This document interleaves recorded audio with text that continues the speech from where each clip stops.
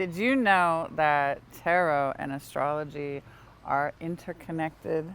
They come from the same origin, and they were never really meant for divination. That's fortune telling, right?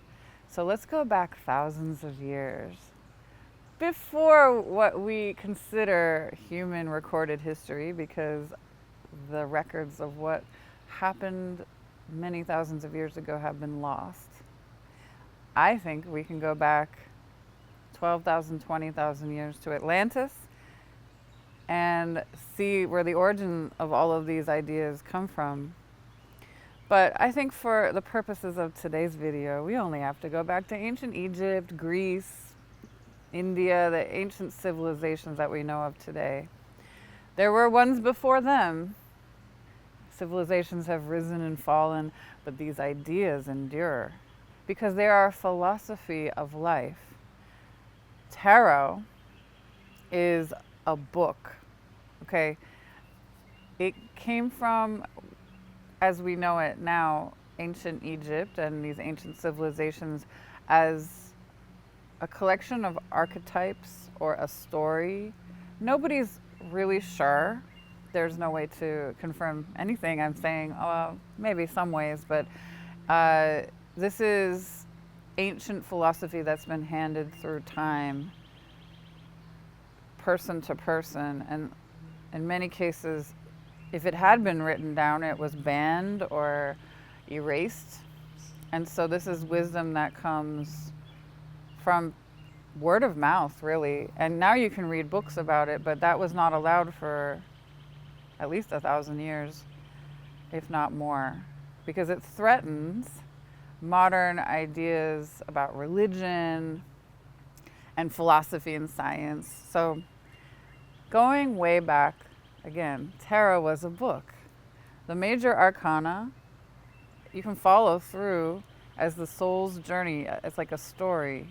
And you can learn a lot about how the soul comes to earth in its incarnation. That's the Fool card. And the magician, or the magus, tells us how we learn to be in this world, create things using physical life, physical elements. I'm not going to go through each card, but throughout the journey of the soul until we get to the world, there's ups and downs, there's learning, there's sacrifices. And if you see the tarot that way, then you can learn a lot about your soul journey. But if you only use it to try to tell the future or figure out what someone else is thinking or what they're going to do, you're kind of misusing it. Although we all do that with tarot cards, but that was not the intention. That was something that people in the medieval times kind of twisted it into. There was this, like I said, this philosophy of life in the form of a book or a set of cards endured these symbols, these archetypal symbols, and they were put into a game, a deck of cards. We might say the gypsies did this, but there was an interest in it in medieval times. Hilariously, when Christianity was so prevalent, right? But in Europe, and yeah, we're talking about Europe here, but this could be happening in other places too. But especially in France and Italy, they were printing these cards and people were using it as a game or a way of divination, fortune telling. Little did they know they were playing with ancient philosophy about life that could give them the key to their happiness and bliss and understanding why they're here. And that is the irony of the tarot, because it could only endure. Somebody figured out that this secret knowledge that was not made to be known by the masses could be hidden in a deck of cards, and the meaning could be preserved over time, passing through the ages undetected, because it looks like an innocent deck of cards, an innocent game. But that's how we got to it becoming a tool for divination and fortune telling, which it was not intended to be. So, astrology also relates to the tarot. These ideas we can trace back to Kabbalistic ideas in the Kabbalah, which Freemasonry is also based on and interrelated with. So if you read about Masonry and the Kabbalah, you will see the same kind of ideas about astrology and the tarot coming up. These ideas go back at least 5,000 years, right? And they're intertwined. Every tarot card relates to an astrological body, like a planet or a zodiac sign. And the story of the zodiac, the 12 zodiac, is also a story of the soul's journey. The major arcana is 22 cards, right? It's really 21 because the Fool is 0. It's outside the cycle of the other 21 cards. It's like the in-between stage. So 21. There's 12 that relate to each of the zodiac signs. There's 12 zodiac signs. And then there are 9 planets or celestial bodies. So that brings us to 21. What are those? Mercury, Venus, Mars, the Sun and the Moon,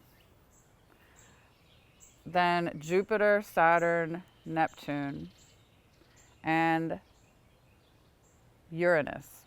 Okay, I probably got those out of order. But that's 9 planets and 12 zodiac signs plus the 0 of the Fool card. If you go back into Kabbalistic relationships to the tarot, you see this explanation of the zodiac signs to the tarot cards, the astrology to tarot cards. And you can learn more about this in the book, The Sacred Tarot by C.C. Zane. It's a book published by the Brotherhood of Light or the Church of Light. It's an astrological church. And they have all the explanations of every card as they relate to astrological symbols. They do not separate tarot from astrology. This is the ancient way to do it. We've separated them because we like divination, we like fortune telling, we like to be able to figure out what's going on in our lives or what's going to happen based on our birth charts and the tarot cards. But that is not necessarily what these things were made to do. Don't get so caught up in your ego that always wants to know what's going to happen, what's the outcome, what's the meaning. Sometimes it's okay to do these things or use these tools to understand humanity and where it's going. Then you can decide what your place in it is and what you need to do. So the next time you pick up a deck of cards, think about how what you're using is a book of philosophy that relates to the celestial bodies and symbols. It relates to everything in the universe. And the next time you read your horoscope, understand how your place in the universe's setup, the configuration of the stars and the planets when you were born, has to do with your purpose here on Earth. And the tarot cards that you get in readings may have a different meaning for you than for someone else because of your birth chart. So I'm going to leave you with that thought. And if you'd like to work with me and have a tarot reading with me, I also use oracle cards sometimes, but my website is wellnessoneness.com, and I look forward to working with you.